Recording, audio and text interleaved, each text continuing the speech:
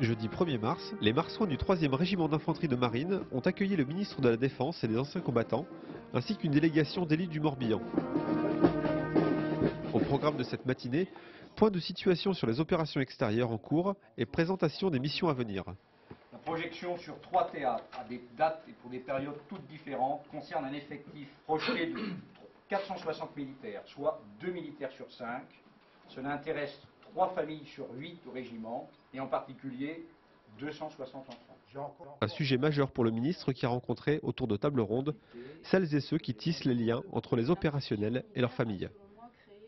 Ces rencontres répondent aux attentes des épouses, venues échanger avec le ministre.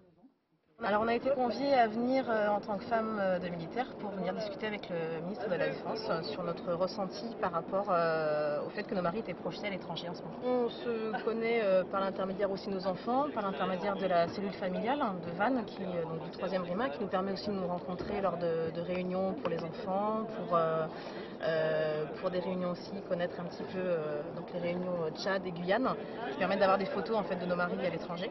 Donc voilà, on se côtoie à ce moment-là et puis au fur et à mesure on devient tout amis.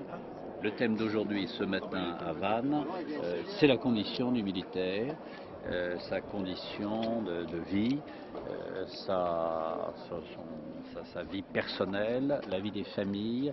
Et j'ai découvert une organisation, en particulier associative, qui marche, qui est forte et qui fait en sorte que personne ne reste sur le côté dès lors qu'elle ressent un besoin de soutien. L'après-midi, le ministre s'est rendu à Lorient et a visité la frégate multimission Aquitaine.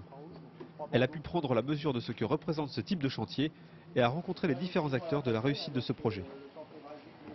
S'adressant au personnel de la société, le ministre a rappelé l'importance de l'existence de la DCNS en évoquant les actions menées en Libye au profit de l'opération Harmattan. Avec DCNS, des relations de confiance, de partenariat, et de partenariat naturellement de long terme. Le ministre a assisté à une présentation dynamique et a rencontré les fusiliers marins et les commandos marines.